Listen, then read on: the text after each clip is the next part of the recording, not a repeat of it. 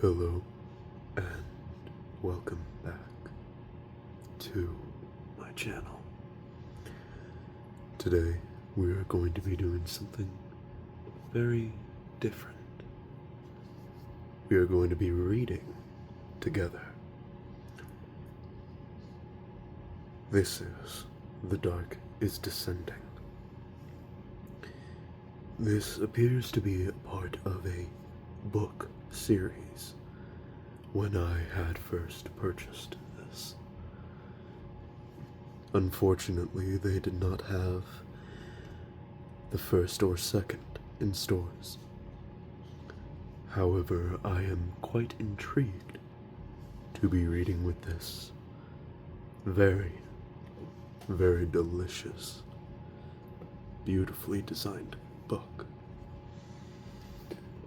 So, sit back, relax, and enjoy yourself.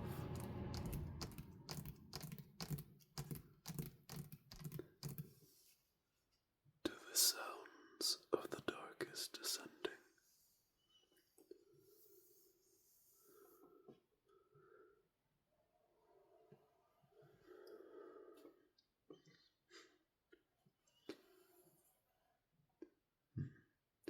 For our special guest tonight, we have our dearly beloved Ghostface Mask.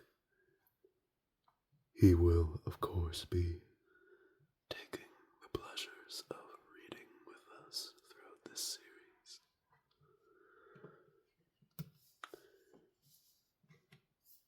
The Dark is Descending by Chloe C. Penaranda.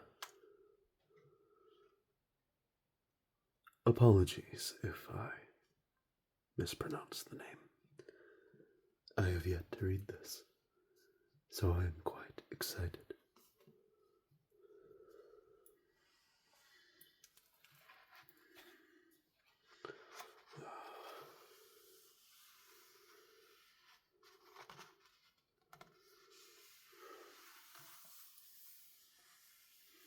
Such a beautiful cover.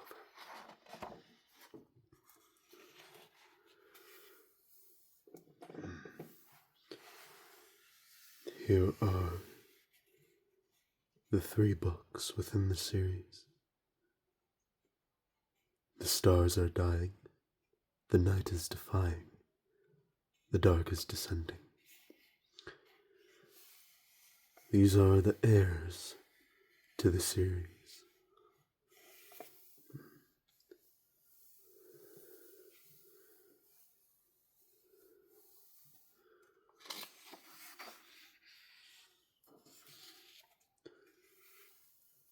For the dreamers who gaze at the stars, may you always find the light in the darkness and courage in the infinite.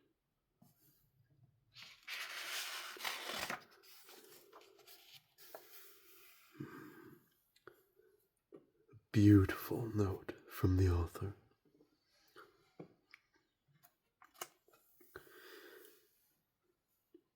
Dear reader, I am a fantasy nerd to my core, and the idea of multiverses has always tickled my brain. Indeed, it has with a lot of us.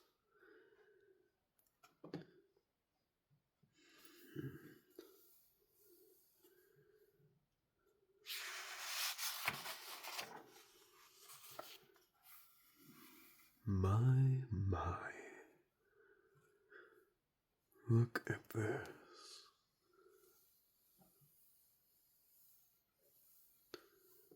Such a beautiful map.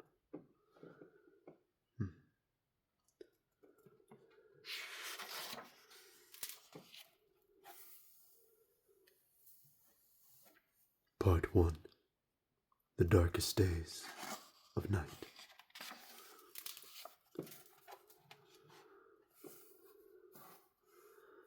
A stray lightborn descended from the skies like a shooting star. A blinding arc of light and silver-feathered wings slicing through the darkened clouds above the city of Estire. The key in her hand snaked across her skin, ancient symbols glowing like embers over her flesh, their intensity heightening with each second. She could feel the weight of her purpose thrumming within her, grounding her even as she landed with a soft, lethal grace on a humble city, on a humble dwelling's rooftop. Apologies for the mix-up. It has been some time since I have read, so I may mistake the words. Just a few. The city loomed around her, an intricate web of bridges and towering spires. Tonight the vampires had attacked. Estrella took in the savagery of red eyes and leathery wings. But the night crawlers cursed to roam after dark weren't the only vampire race among those fighting against their celestials. Her kind.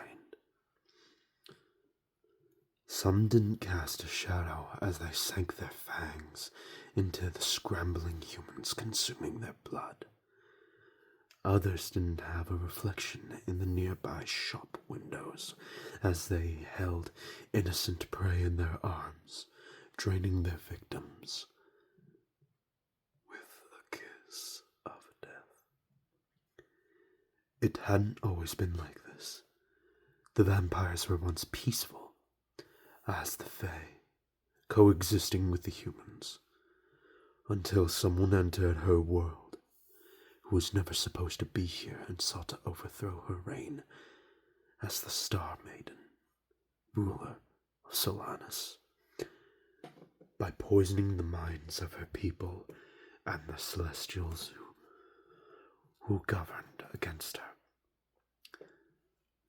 Night's father was the leader and instigator of that brutal uprising. But everyone knew he was nothing without Night. Night's death.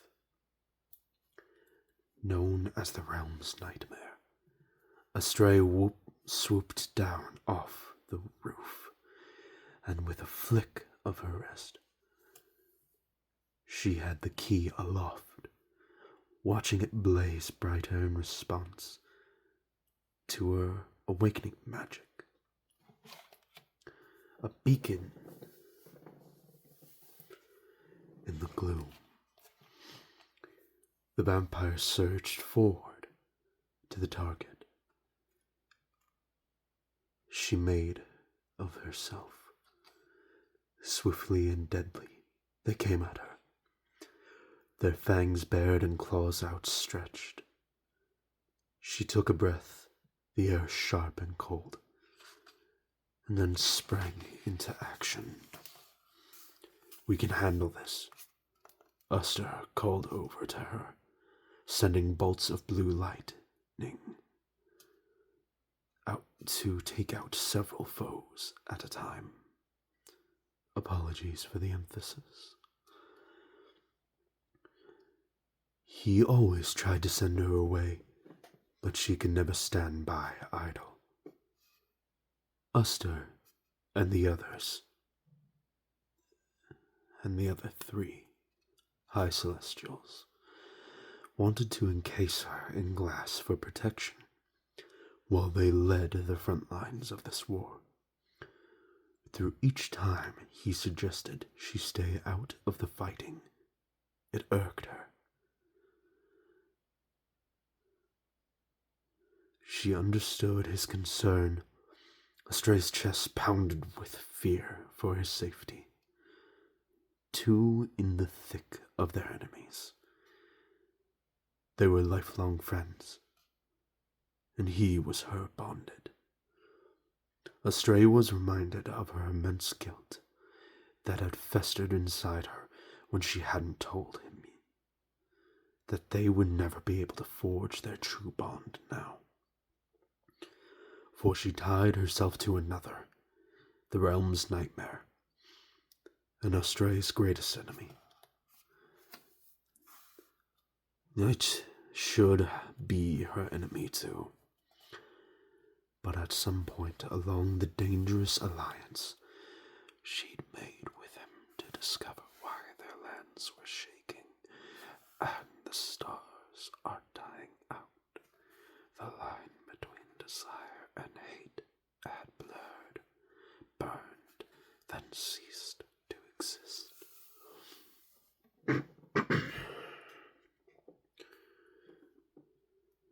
Now, as she sent a flare of light to cut through a swarm of night crawlers, she knew Night was watching. His presence lived within her, both a pleasant assurance and a nagging hindrance to her focus. He couldn't interfere with this fight, though his tangible wrath at sitting on the sidelines rattled through her mind.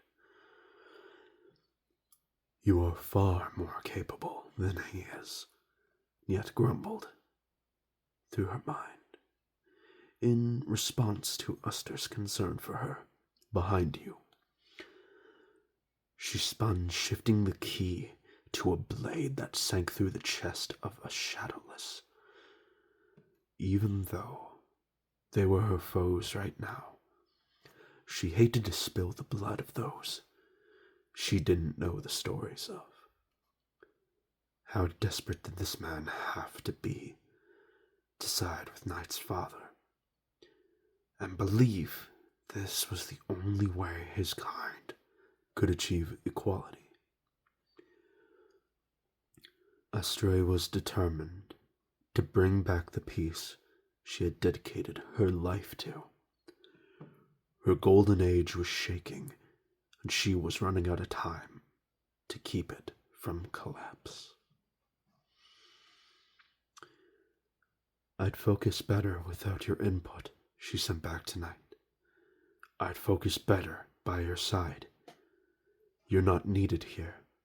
You wound me. She didn't reply, though contrary to what she told him, talking tonight, while she fought oddly, kept her hyper-focused on slaying the enemies. Did you know about this attack? She asked, wanting to find exactly where Night was. But these vampires were unrelenting. No, actually, he replied with a note of disturbance. Then, if you want to be helpful, you could find out. I can't leave while you're in danger. Like you said, I am the most capable here, and I've survived much worse without you. You're having all the fun without me.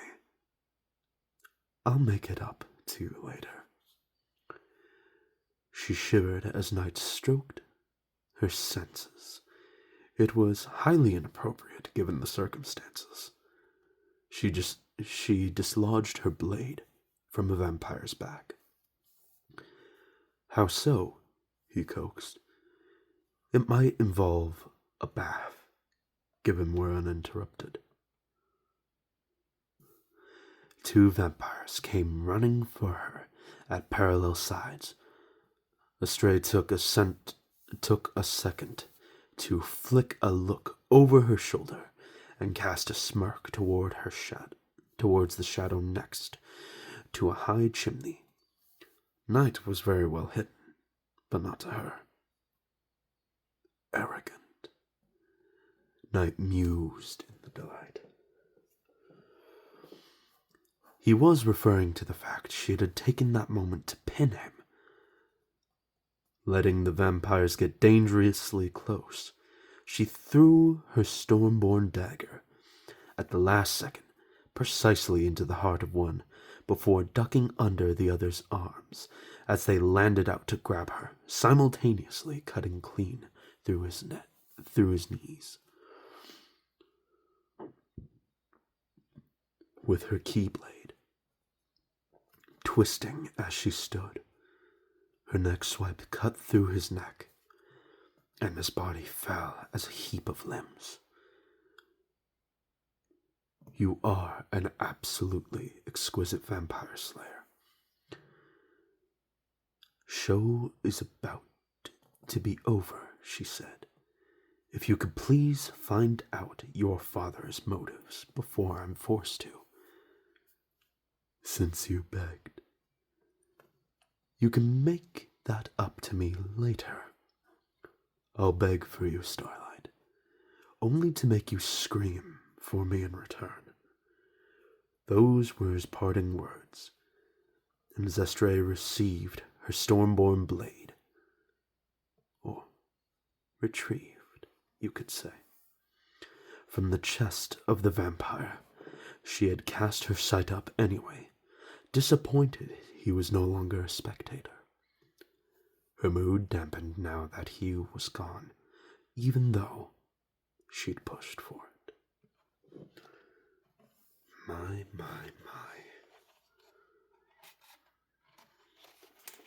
And I think we will pause there for the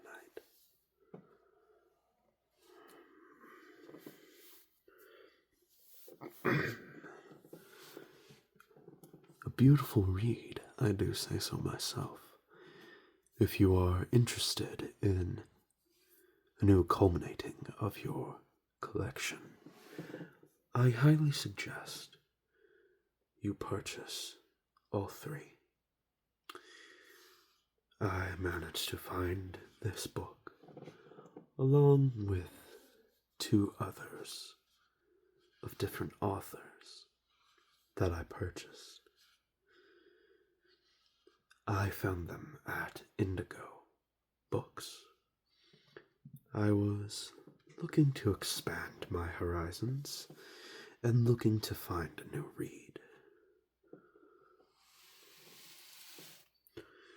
So,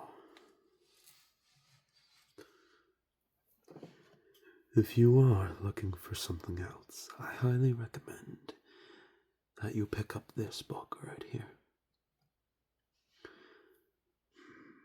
It was delightful indeed. Apologies if I had messed up any names, if I had gotten anything wrong. Like I said, it has been a while since I have personally read aloud. Thank you for joining me tonight. I hope we can continue this series later on. And we will be finishing with this beautiful number right here.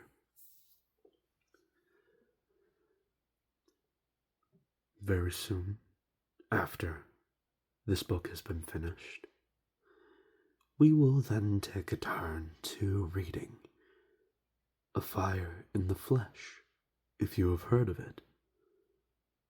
Then, we should be in for a real treat. Enjoy your night, and have a great rest. Thank you. Au revoir.